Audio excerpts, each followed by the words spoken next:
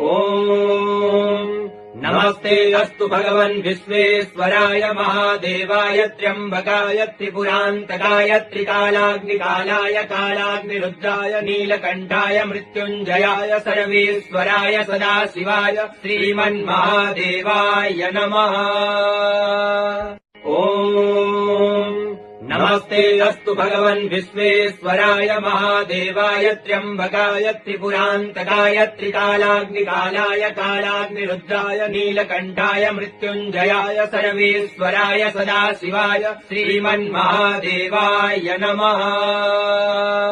नमो हिरण्यवाहवे सेनान्ये दिशाम् प्रपतये नमो नमो वृक्षेभ्यो परिदेशेभ्यः पशूनाम् पतये नमो नमः सस्पिञ्जराय त्रिशीमते पतीनाम् पतये नमो नमो बभ्रुषाय विव्याधिरेनानाम् पतये नमो नमो हरिकेशायोपवीतिने पुष्टानाम् पतये नमो नमो भवस्य हेत्यै जगताम् पतये नमो नमो रुद्राय तथा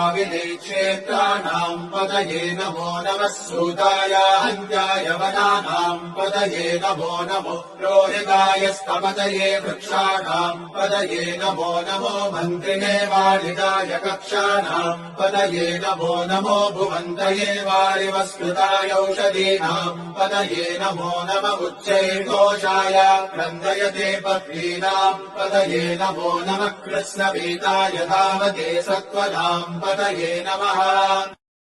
ॐ नमस्ते अस्तु भगवन् विश्वेश्वराय महादेवाय त्र्यम्बकाय त्रिपुरान्तकाय त्रिकालाग्निकालाय कालाग्निरुद्राय नीलकण्ठाय मृत्युञ्जयाय सर्वेश्वराय सदाशिवाय श्रीमन्महादेवाय नमः। ॐ नमस्ते अस्तु भगवन् विश्वेश्वराय महादेवाय त्र्यम्बकाय त्रिपुरान्तकाय त्रिकालाग्निकालाय कालाग्निरुद्राय नीलकण्ठाय मृत्युञ्जयाय सर्वेश्वराय सदाशिवाय श्रीमन्महादेवाय नमः। नमो हिरण्यवाहवे सेनान्ये दिशाम् प्रपतये नमो नमो वृक्षेभ्यो हरिकेशेभ्यः पशूनाम् पतये नमो नमः सस्पिञ्जराय त्रिशीमते पतीनाम् पतये नमो नमो बभ्रुषाय विव्याधिरेनानाम् पतये नमो नमो हरिकेशायोपवीतिने पुष्टानाम् पतये नमो नमो भवस्य हेत्यै जगताम् पतये नमो नमो रुद्राय तथा